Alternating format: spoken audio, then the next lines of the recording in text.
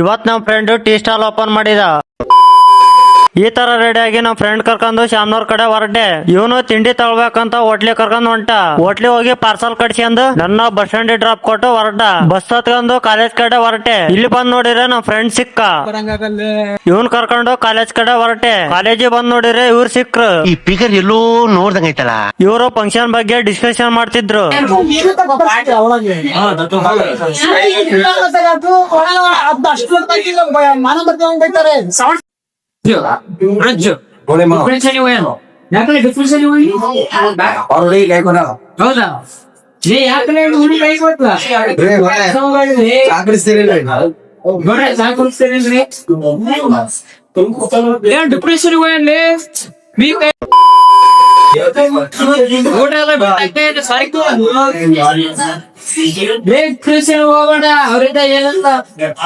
Send-off ಗೆ ದುಡ್ಡು collect ಮಾಡೋಣಂತ ಫಸ್ಟ್ ಇಯರ್ ಬಿಕಾಮ್ ರೂಮ್ ಕಡೆ ಹೊರಟ್ವಿ. ಸಿಆರ್ ಗೆ ದುಡ್ಡು ಕಲೆಕ್ಟ್ ಮಾಡಕ್ ಕೇಳಿ ನಾವ್ ಹೊರಟಿದ್ದೆ ಎಟಿಎಂ ಕಡೆ. ಎಟಿಎಂ ಬಂದು ದುಡ್ಡು ಬಿಡ್ಸ್ಕೊಂಡು ನಾವ್ ಹೊರಟಿದ್ದೆ ಕಾಲೇಜ್ ಕಡೆ. ಇವ್ನ್ ನೋಡಿದ್ರೆ ಬೈಕಿಂದ EMI ಕಟ್ಟಕ್ಕೆ ದುಡ್ಡಿಲ್ಲ ಅಂತ ಅಳ್ತಿದ್ದ.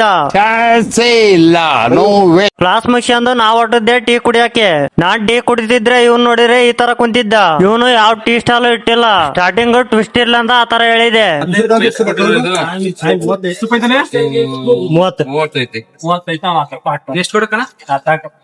ಟೀ ಕುಡ್ಕೊಂಡು ನಾವ್ ಹೊರಟಿದ್ದೆ ಬಸ್ ಸ್ಟ್ಯಾಂಡ್ ಕಡೆ.